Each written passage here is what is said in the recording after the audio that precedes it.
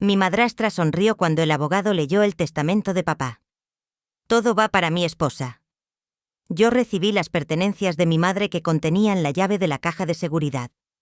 Lo que encontré allí cambió el resto de mi vida y ahora, mi madrastra. Mi nombre es Sofía y tengo 23 años. Hace 2 semanas mi padre murió. No puedo decir que tuviéramos una buena relación. De hecho, era bastante terrible. Él nunca me entendió, nunca apoyó mis decisiones y se aseguró de que yo supiera lo decepcionado que estaba de mí cada vez que hablábamos. Papá era dueño de una empresa de construcción de tamaño mediano. La había construido de la nada a lo largo de 20 años y tenía muchísimos clientes y contratistas. Todos en el negocio lo conocían y respetaban lo que había logrado. El tipo estaba básicamente casado con su trabajo y esperaba que todos a su alrededor también lo adoraran. Cuando me preparaba para la universidad, papá tenía todo un plan trazado para mí. Sofía, vas a estudiar finanzas o administración, decía, señalándome con el dedo como si yo fuera una empleada a la que le estaba dando órdenes. Después de graduarte trabajarás para mi empresa, aprenderás el negocio y eventualmente te lo pasaré todo. Pero eso no era lo que yo quería. Siempre me había encantado trabajar con niños, incluso de adolescente hacía voluntariado en el centro comunitario local, ayudando con los programas después de la escuela. Sabía que quería ser maestra, así que fui a la universidad, obtuve mi título de educación y luego empecé a trabajar en una escuela primaria. Papá estaba furioso. En cada cena familiar, que no eran muchas, sacaba el tema. Estás desperdiciando tu vida, Sofía. Podrías estar dirigiendo un negocio multimillonario y, en cambio, estás cuidando a los hijos de otros por una miseria. Mi madrastra, Mónica, se sentaba allí con esa mirada de suficiencia en su rostro. Se casó con papá cuando yo tenía 15 años, 3 años después de que mi madre muriera de cáncer. Mónica nunca trabajó un día en su vida. Estaba perfectamente contenta siendo ama de casa, gastando el dinero de papá en ropa de diseñador y viajes a spas, pero de alguna manera siempre actuaba como si entendiera de negocios mejor que yo. El funeral fue exactamente lo que cabía esperar. Muchos socios comerciales, gente de la industria de la construcción, algunos parientes lejanos. Mónica interpretó perfectamente a la viuda afligida, secándose los ojos con pañuelos caros. Yo me senté al fondo con el único vestido negro que tenía, sintiéndome una extraña en el funeral de mi propio padre. 2 semanas después estaba corrigiendo trabajos en la mesa de mi cocina cuando sonó el teléfono. El nombre de Mónica apareció en la pantalla. Casi no contestó. Hola, Sofía. Su voz tenía ese tono dulce y falso que usaba cuando quería algo. Llamo para recordarte la lectura del testamento mañana a las 2. Confío en que no llegarás tarde como de costumbre. Conduje a la oficina de abogados en el centro al día siguiente con mi sencillo vestido azul marino. Mónica ya estaba sentada en la mesa de caoba pulida con su caro traje negro, pareciendo que apenas contenía su emoción. El doctor Mendoza, el abogado de papá de toda la vida, se aclaró la garganta y comenzó a leer Última voluntad y testamento de Ricardo Vargas. Me senté allí escuchando mientras repasaba todo el lenguaje legal. La empresa de construcción para Mónica, la casa donde crecí para Mónica, todas las cuentas bancarias e inversiones para Mónica, todo por lo que papá había trabajado, toda su vida iba a su segunda esposa. Y finalmente continuó el doctor Mendoza, a mi hija Sofía Vargas, levo las pertenencias personales de su difunta madre, Elena Vargas, actualmente almacenadas en el garaje. Eso fue todo. 23 años siendo su hija y todo lo que obtuve fueron unas cajas viejas en el garaje. Mónica ya no pudo contenerse. De hecho, empezó a reírse. Bueno, cada uno obtuvo lo que se merecía, dijo en voz alta, su voz haciendo eco en la tranquila oficina. Ricardo nunca te quiso, Sofía, porque te parecías a tu estúpida y fea madre. Incluso el doctor Mendoza pareció sorprendido. Señora Vargas, por favor, debe mostrar algo de respeto por la memoria del difunto. Pero Mónica estaba desatada. Ya no le importaba. Había conseguido lo que quería. Se volvió hacia mí con esa sonrisa triunfal. Tienes que recoger esas cajas hoy, Sofía. Si no las recoges para esta noche, las tiraré a la basura mañana por la mañana. Simplemente asentí. ¿Qué más podía hacer? 1 hora después estaba parada en el garaje de papá, el garaje de Mónica ahora, mirando 2 cajas de cartón tiradas descuidadamente. En el suelo de hormigón, parecían haber sido arrojadas allí como basura. 35 años de la vida de mi madre reducidos a 2 cajas maltratadas de las que Mónica no podía esperar a deshacerse. Las cargué en mi coche y conduje de regreso a mi pequeño apartamento alquilado al otro lado de la ciudad. Puse las cajas en el suelo de mi sala de estar y abrí la primera. Viejos álbumes de fotos, algunas joyas, algunas prendas de ropa que aún olían ligeramente a su perfume. Sentí la garganta apretada mientras revisaba cuidadosamente cada artículo. La segunda caja tenía más fotos, algunos libros y una pequeña caja de joyas de madera que recordaba de su cómoda. Cogí uno de los álbumes de fotos. Estaba lleno de fotos de mamá cuando era joven antes de conocer a papá. Fue entonces cuando lo vi. Pegada a la contraportada del álbum, había una pequeña llave plateada y debajo, escrita con la letra de mamá, estaba el nombre de un banco en el centro. Miré esa llave durante mucho tiempo. Mi corazón latiendo más rápido. ¿Qué había escondido mamá en una caja de seguridad? ¿Y por qué nunca se lo había dicho a nadie? Apenas dormí esa noche. No dejaba de mirar la llave en mi mesita de noche, preguntándome qué podría haber escondido mamá. Nunca había tenido mucho dinero, al menos no que yo supiera.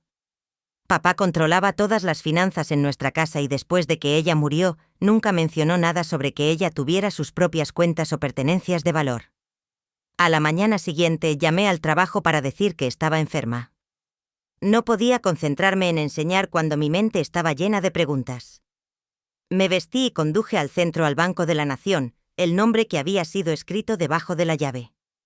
El banco era uno de esos edificios antiguos e imponentes con columnas de mármol y techos altos. Me dirigí al mostrador de atención al cliente. Mis manos temblaban ligeramente mientras sostenía la llave. Disculpe, le dije a la mujer detrás del mostrador. Encontré esta llave entre las pertenencias de mi madre. Ella falleció hace años, pero creo que podría ser para una caja de seguridad aquí. La mujer, cuya etiqueta de nombre decía Carmen, sonrió amablemente. Por supuesto, querida, permítame revisar nuestros registros. ¿Cómo se llamaba su madre?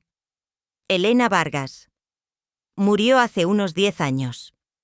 Carmen tecleó algo en su ordenador, luego levantó la vista sorprendida. Oh sí, tenemos una caja de seguridad registrada con ese nombre, caja 247. Pero necesitaré ver alguna identificación y prueba de que está autorizada a acceder a ella. Le mostré mi carnet de conducir y le expliqué la situación. Hizo algunas llamadas telefónicas y revisó más papeleo. Finalmente asintió.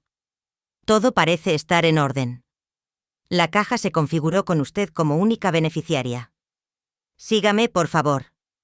Cruzamos una puerta de seguridad y entramos en una sala llena de pequeñas cajas de metal.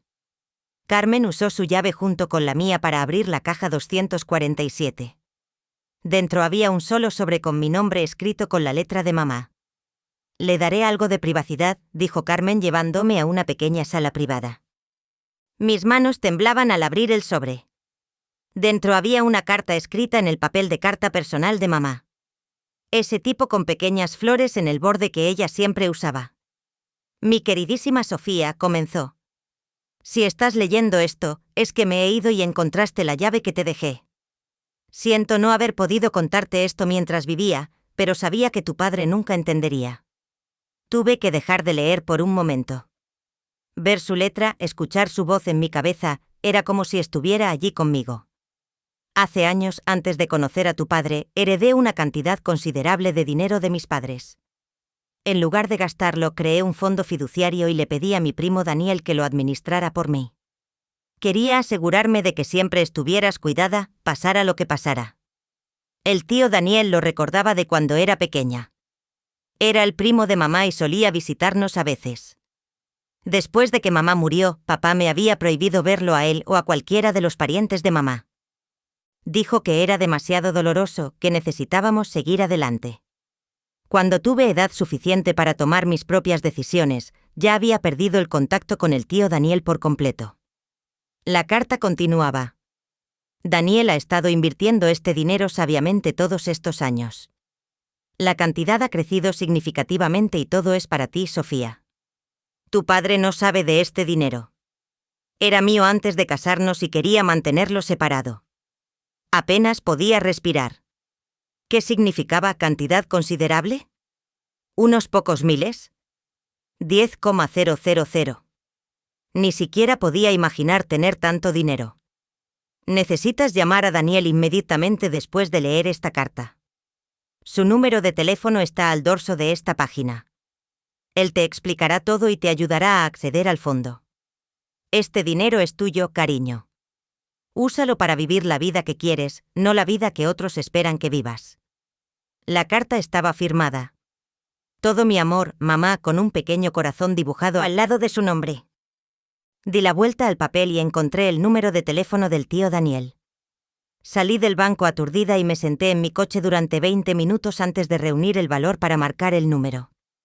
Hola, respondió la voz de un hombre. Hola, soy Sofía Vargas, la hija de Elena Vargas. Encontré su número en una carta de mi mamá. Hubo una pausa y luego, oh Dios mío, Sofía. He estado esperando esta llamada durante 10 años. ¿Dónde estás? ¿Estás bien? Su voz era cálida y emocionada, y de repente lo recordé claramente.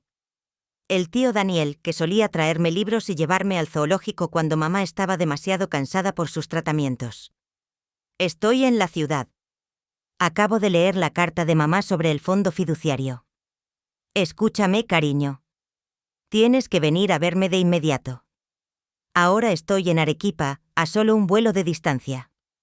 ¿Puedes hacer el viaje este fin de semana? Sí, creo que sí. Pero tío Daniel, ¿qué exactamente dejó mamá? La carta decía que era considerable, pero... Sofía, cariño, no podemos hablar de esto por teléfono. Confía en mí. Necesitas ver los documentos en persona. Puedes volar el sábado por la mañana. Te enviaré mi dirección por mensaje. Acepté y colgamos. Pasé los siguientes 2 días en una neblina haciendo los trámites en el trabajo mientras mi mente corría con posibilidades. El sábado no llegaba lo suficientemente rápido. El viernes por la noche empaqué una pequeña bolsa y puse mi alarma para las 5 de la madrugada. Iba a volar a Arequipa y finalmente aprender la verdad sobre lo que mi madre me había dejado. Volé durante 1 hora el sábado por la mañana para llegar a la casa del tío Daniel en Arequipa. La dirección me llevó a un bonito barrio residencial con calles arboladas y céspedes bien cuidados. Su casa era una colonial de 2 pisos con exterior de sillar y contraventanas de madera. Nada demasiado lujoso, pero de aspecto confortable. El tío Daniel estaba esperando en el porche delantero cuando entré a su entrada. Parecía mayor de lo que recordaba, con pelo gris y arrugas alrededor de los ojos, pero su sonrisa era exactamente la misma. Se apresuró a recibirme cuando me bajé del coche. Sofía, mira qué grande estás. Me abrazó con fuerza y por un momento me sentí como si tuviera 10 años de nuevo. Te pareces mucho a tu madre. Vamos, entremos, tenemos mucho de qué hablar. Su sala de estar era acogedora, con fotos familiares cubriendo la repisa de la chimenea y estanterías a lo largo de las paredes. Me trajo café y se sentó frente a mí con una gruesa carpeta de papeles.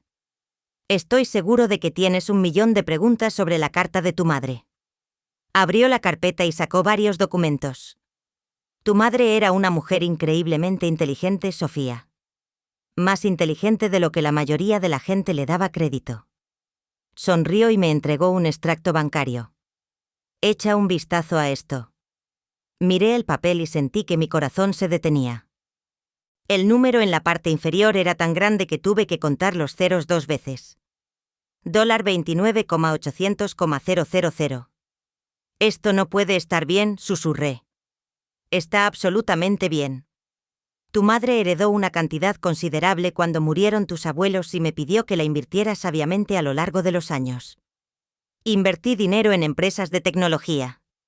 Compré acciones de Apple, Google, Amazon cuando aún estaban creciendo, algunas startups de biotecnología que dieron grandes frutos, inversiones inmobiliarias.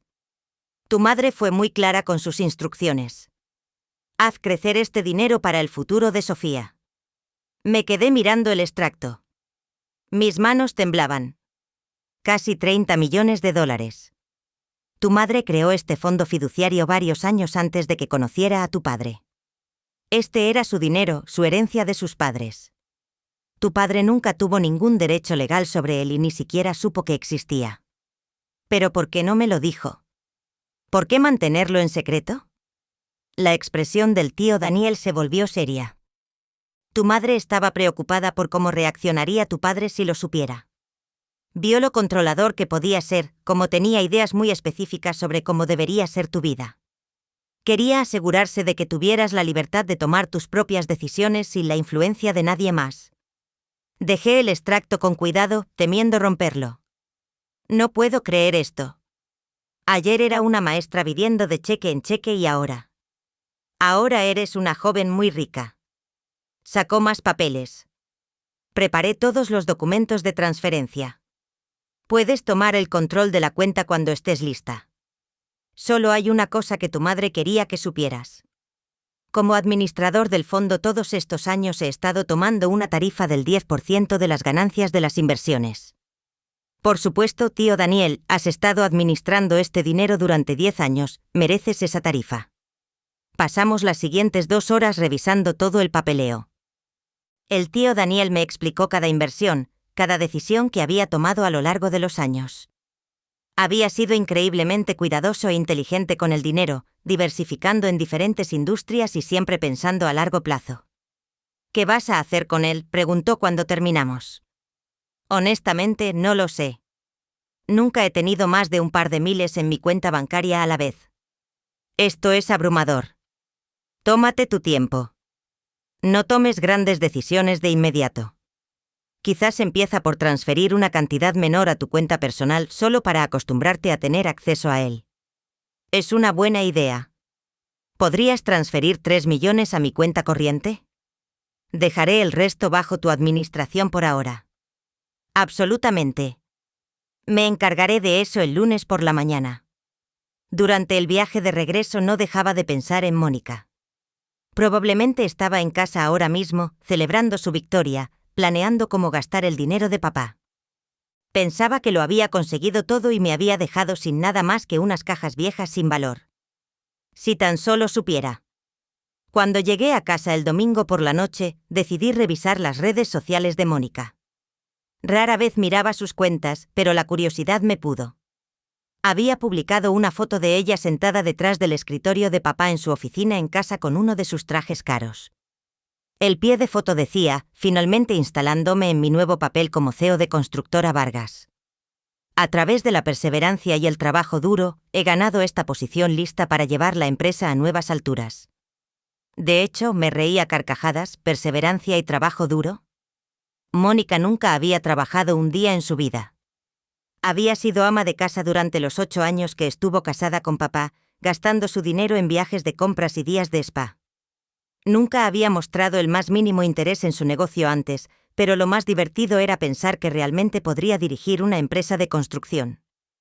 Mónica no tenía educación más allá de la escuela secundaria, ninguna experiencia empresarial, ninguna comprensión de contratos, construcción o manejo de empleados.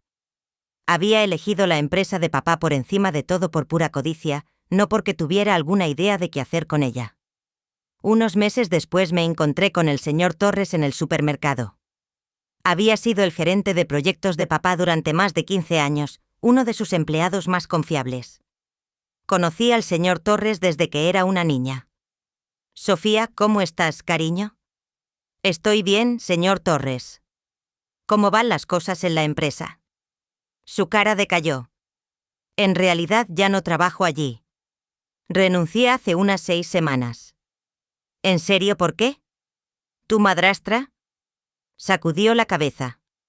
Lo siento, no quiero hablar mal de la familia, pero esa mujer no tiene ni idea de lo que está haciendo. Despidió a 3 de nuestros mejores capataces y contrató a su cuñado para reemplazar a uno de ellos. El tipo nunca ha trabajado en construcción en su vida. Eso no suena bien. Se pone peor. Ha estado eligiendo contratistas basándose en si le caen bien personalmente, no en sus cualificaciones o presupuestos. El mes pasado canceló un contrato importante porque dijo que el cliente parecía grosero durante una reunión. Perdimos $4 millones en ese trabajo. Entre tú y yo, Sofía. No creo que Constructora Vargas dure otro año bajo su gestión. Mientras conducía a casa, Pensé en el legado de papá desmoronándose en las manos incompetentes de Mónica. Una parte de mí sentía pena por todos los empleados que perderían sus trabajos, pero otra parte de mí sentía que esto era exactamente lo que papá se merecía por haber elegido a Mónica en lugar de a su propia hija. Con 3,000,000 de dólares en mi cuenta bancaria decidí no volverme loca con los gastos. Me compré una casa bonita, pero modesta en un barrio tranquilo. Nada demasiado ostentoso, solo un lugar cómodo de 3 habitaciones con un pequeño jardín. Luego hice algo con lo que siempre había soñado. Me tomé un año libre para viajar por el mundo. Papá nunca me llevó a ninguna parte cuando crecí. Él y Mónica se iban de vacaciones caras a Europa o el Caribe mientras a mí me enviaban a quedarme con sus parientes o me mandaban a campamentos de verano. Ahora, finalmente pude ver todos los lugares sobre los que solo había leído en libros. Pasé 2 semanas en Italia paseando por Roma y Florencia. Hice senderismo en los Alpes suizos. Exploré templos en Tailandia. Fui de safari en Kenia. Visité Australia, Japón, Brasil, a todos los lugares a los que siempre había querido ir. Durante casi un año publiqué fotos de diferentes países en mis redes sociales documentando mis aventuras. Cuando finalmente regresé a casa, escribí en mi página, finalmente de regreso a casa después del año más increíble de mi vida, lista para el próximo capítulo. En cuestión de horas recibí un mensaje de Mónica. Casi lo borro sin leer, pero la curiosidad me pudo. ¿De dónde sacaste dinero para todos estos viajes?, escribió. ¿Y cómo pudiste comprar esa casa? Sé lo que ganan los maestros, Sofía. Robaste dinero a tu padre. Porque si lo hiciste, lo voy a descubrir. Me quedé mirando el mensaje, asombrada por su descaro. Incluso ahora no podía creer que a alguien más le pudiera pasar algo bueno. Envió otro mensaje 1 hora después. Necesitamos vernos y discutir esto de inmediato. Algo no está bien aquí. En contra de mi buen juicio, acepté reunirme con ella en una cafetería en el centro. Cuando entré, Mónica ya estaba sentada en una mesa de la esquina, pareciendo que no había dormido mucho. Su pelo no estaba perfectamente peinado como de costumbre y su maquillaje parecía aplicado a toda prisa. Siéntate, dijo sin ningún saludo. Quiero saber de dónde sacaste el dinero para todo esto. He estado mirando tus redes sociales. Nadie se va de viaje de un año por todo el mundo con el salario de un maestro. ¿Y esa casa que compraste? La busqué. Pagaste 300,000 en efectivo. ¿De dónde salió el dinero? Tomé un sorbo de mi café disfrutando del momento. Mi madre me dejó un fondo fiduciario. La cara de Mónica se puso blanca, luego roja, luego blanca de nuevo. Eso es imposible. Tu padre nunca mencionó ningún fondo fiduciario. Eso es porque él no lo sabía. Mamá lo estableció antes de casarse con papá, con dinero que heredó de sus padres. Fue administrado por mi tío todos estos años. ¿Cuánto dinero? La voz de Mónica era apenas un susurro. Casi 30 millones de dólares. Pensé que Mónica podría desmayarse. Agarró el borde de la mesa. Sus nudillos se pusieron blancos. 30 millones. Eso es. Eso no es posible. Es muy posible. Mi tío lo invirtió sabiamente a lo largo de los años, acciones de tecnología, bienes raíces, varias empresas. Mamá era más inteligente de lo que cualquiera le daba crédito. Mónica me miró durante un largo momento, luego su expresión se volvió de enojo. Todo esto está mal. No es justo. Necesitas compartir ese dinero conmigo. Mi empresa está fracasando, Sofía. Estoy tratando de salvar el legado de tu padre. Y tú estás por ahí viviendo como una niña rica mimada. Casi me reí. ¿Tu empresa, Mónica? Estás destruyendo todo lo que papá construyó. Despediste a trabajadores experimentados y contrataste a tus parientes no cualificados. Estás eligiendo contratistas basándote en si te gustan sus personalidades en lugar de sus habilidades. La cara de Mónica se ponía cada vez más roja. Me debes la mitad de ese dinero o te demandaré por él. Probaré que tu madre lo robó de alguna manera. Buena suerte con eso, Mónica. Contrata al mejor abogado que puedas pagar. Un mes después, Mónica hizo exactamente lo que había amenazado. Presentó una demanda alegando que el dinero de mi madre pertenecía legítimamente al patrimonio de papá y por lo tanto a ella. Contraté a un buen abogado y presenté toda la documentación que el tío Daniel había preparado. Registros bancarios que mostraban que el fondo fiduciario existía antes de que mis padres se conocieran, extractos de inversiones que se remontaban a décadas, documentos legales que demostraban que era propiedad prenupcial de mamá. El caso fue desestimado en 6 meses. Mónica no solo perdió, sino que tuvo que pagar todos los costes judiciales. Sus facturas de abogados deben haber sido enormes. Una semana después de que terminara el juicio, sonó mi teléfono. El nombre de Mónica apareció en la pantalla y esta vez estaba llorando. Sofía, por favor, tienes que ayudarme. La empresa está en bancarrota.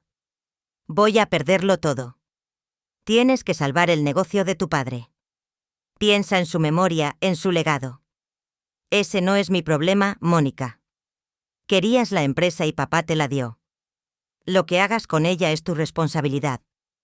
6 meses después me enteré por las noticias locales de que Constructora Vargas había solicitado la bancarrota. Mónica tuvo que vender la casa de papá, la casa de mi infancia, para pagar las deudas de la empresa. Todos esos recuerdos de crecer allí, todo el tiempo que pasé en el jardín de mi madre, se fueron porque Mónica no pudo administrar lo que tanto se había empeñado en robar. Mónica se mudó a un pequeño apartamento al otro lado de la ciudad. Sus amigos ricos dejaron de devolverle las llamadas una vez que el dinero desapareció. La vida de socialité que había construido alrededor del éxito de papá desapareció de la noche a la mañana. Mientras tanto, yo usé mi dinero para hacer algo significativo. Abrí una fundación benéfica centrada en ayudar a niños de familias monoparentales y huérfanos. Compré un edificio en el centro y lo convertí en un centro comunitario donde daba clases gratuitas a niños. Algunos de estos niños me recordaban a mí a esa edad, perdidos, ignorados, necesitando a alguien que creyera en ellos. También volví a acercarme a la familia del tío Daniel. Teníamos cenas regulares y sus hijos me llamaban tía Sofía.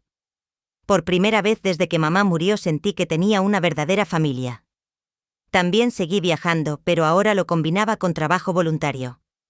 Visitaba escuelas en países en desarrollo, ayudaba a construir bibliotecas, apoyaba programas educativos para niños desfavorecidos. Justo la semana pasada estaba comprando en el supermercado habitual al que siempre he ido cuando vi a Mónica en la caja. Su pelo tenía mechas grises, vestía una sudadera desgastada y tenía una pila de cupones de descuento en la mano. Todavía vivo modestamente. Conduzco un coche fiable pero barato. Compro en las mismas tiendas de siempre. Visto ropa sencilla. Las únicas diferencias en mi vida son mi casa, mis viajes y mi trabajo de caridad.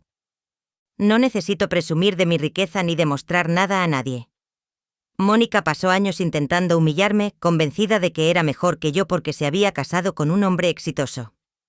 Al final, su codicia e incompetencia le costaron todo, mientras que la hija a la que había despreciado heredó más dinero del que ella jamás hubiera podido imaginar. Mamá había estado jugando el juego más largo de todos, asegurándose de que su hija siempre estuviera cuidada, pasara lo que pasara. Desearía que pudiera ver cómo salieron las cosas.